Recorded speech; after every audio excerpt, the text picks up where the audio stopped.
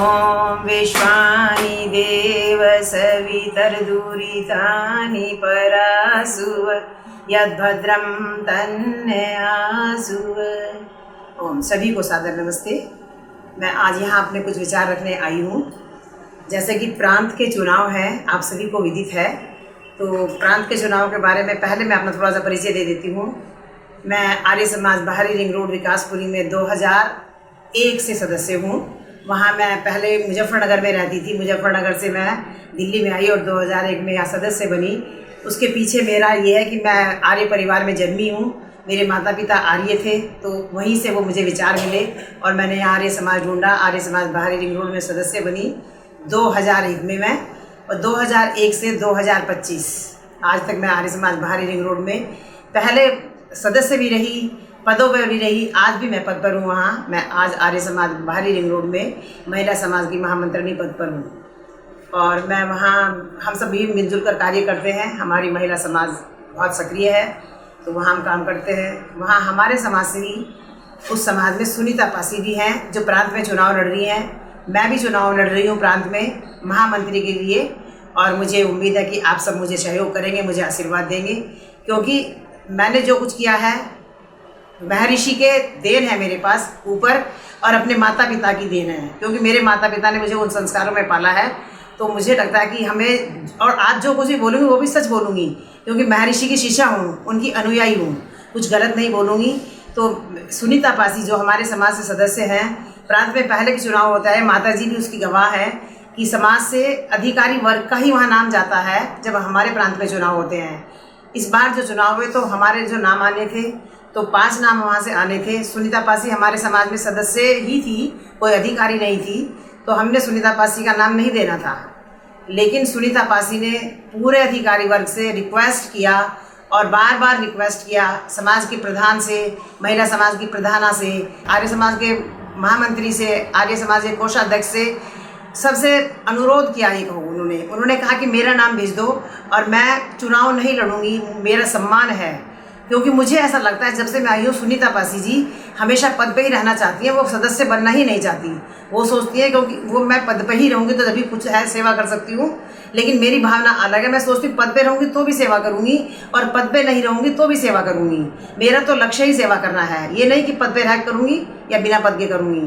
तो सुनीता पासी जी ने वहाँ पूरी मैनेजमेंट कमेटी को आश्वस्त किया और आश्वासन दिया कि मेरा नाम भेज दो और मैं चुनाव नहीं लड़ूंगी प्रांत में।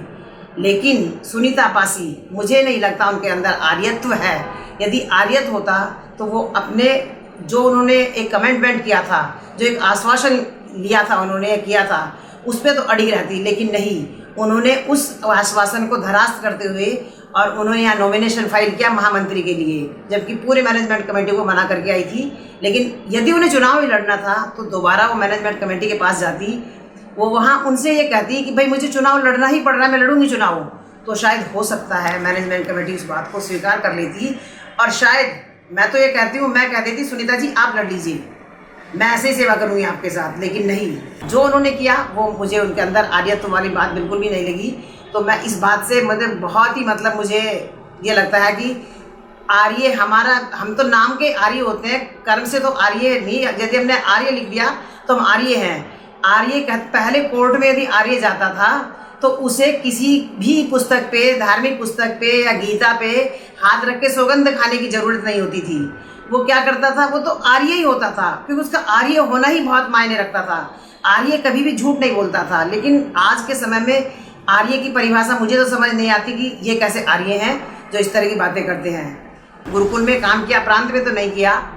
जैसे माता जी ने भी बताया था कि प्रांत में चुनाव हुए, उसमें मैं भी सक्रिय हुई, क्योंकि मुझे माता जी ने ही और सरीन जी ने जो अंतरंग सभा थी उसका सदस्य बनाया, और उसके तहत मैं वहाँ आई और मैंने भी वहाँ कार्य किया।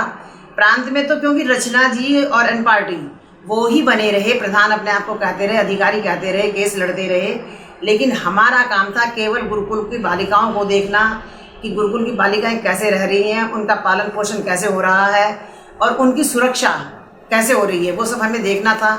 उसमें सरीन जी भी होती थी, हमारी पूरी मैनेजमेंट कमेटी होती थी, आरती जी, सरीन जी, ममता जी, नीरज जी, और एक दो के नाम में से भूल गई, मैं भी होती थी, तो हम सारे लोग होते थे साध्वी जी के साथ, तो उस काम को करते थे। तो हमारा वो काम बिल्कुल ठीक चल रहा था। हमारे पास 1 रुपया नहीं था, क्योंकि उससे पहले ही ये लोग सारे अकाउंट सीज करा चुके थे।